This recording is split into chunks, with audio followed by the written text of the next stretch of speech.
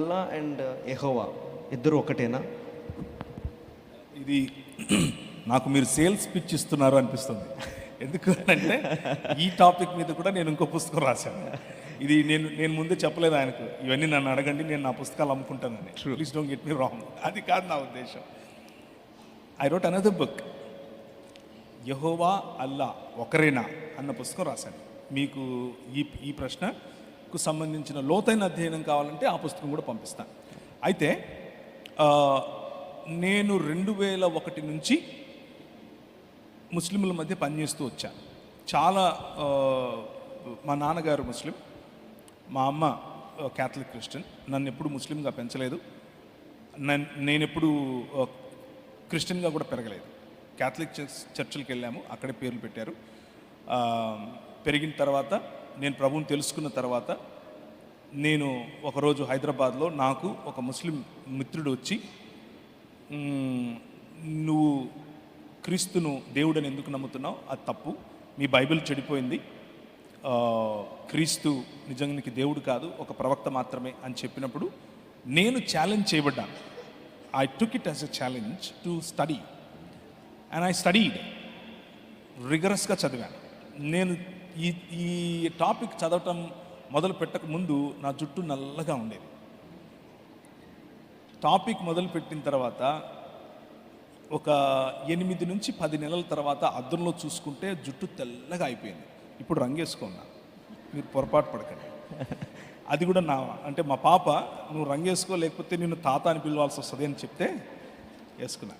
So ఏం చెప్తున్నాను నేనంటే, నేను కష్టపడి చదివిన తర్వాత నా రీసెర్చ్లో నాకు తేలింది ఏంటి అని అంటే, నేను చేసిన రీసెర్చ్లో మీ అబ్రహాము మా ఇబ్రాహీం ఒకటే, మీ సారమ్మ మా సారమ్మ ఒకటే, మీ యేసు మా ఈసా ఒకటే. ఇదంతా బూటకం మాట, ఇదంతా తప్పు. వాళ్ళు ఇస్మాయిల్ పిల్లలు, వీళ్ళు ఇసాకు పిల్లలు. Absolute wrong. అల్లాహకు బైబిల్లో ఉన్నటువంటి యెహోవాకు సంబంధమే లేదు. అల్లాహ్ వేరొక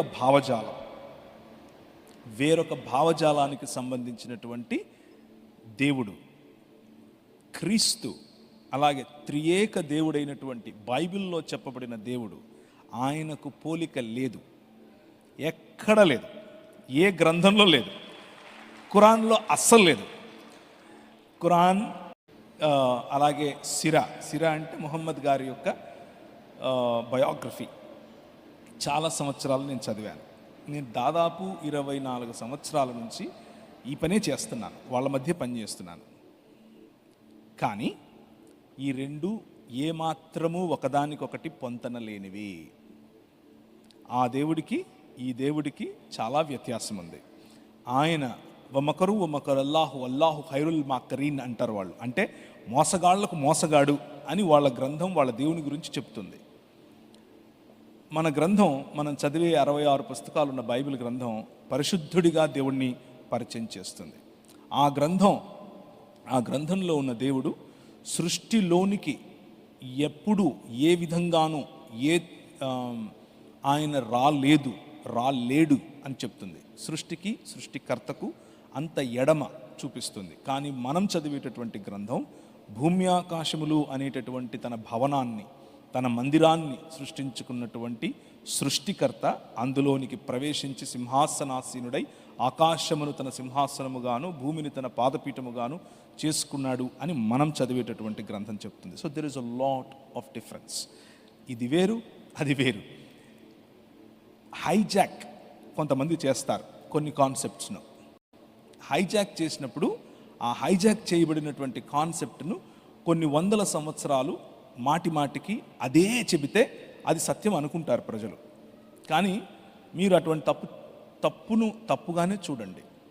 అదొక ప్రత్యేకమైన మతం, దానికి ఇచ్చే గౌరవం దానికి ఇద్దాం. అది వారికి ఉన్నటువంటి ప్రవక్త ఒక ప్రత్యేకమైన ప్రవక్త, వారికి ఇచ్చేటటువంటి గౌరవం వారికి ఇద్దాం. కానీ ఇది అది ఒకటే అనంటే మాత్రం చాలా సున్నితంగా, చాలా ధైర్యంగా, చాలా కాన్ఫిడెన్స్తో అలా కాదు బ్రదర్ అని కూడా చెప్దాం. ఎందుకు అనంటే ఇది మతం కాదు, ఇది క్రీస్తు రాజ్యం, అది మతం. ముహమ్మద్ గారు నిర్మించినటువంటి ఇస్లాం.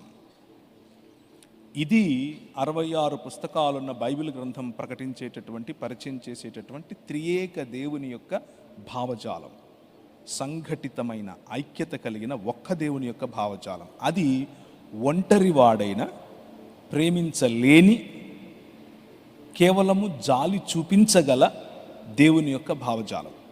రెండిటికి అస్సలు పొంతనలేదు.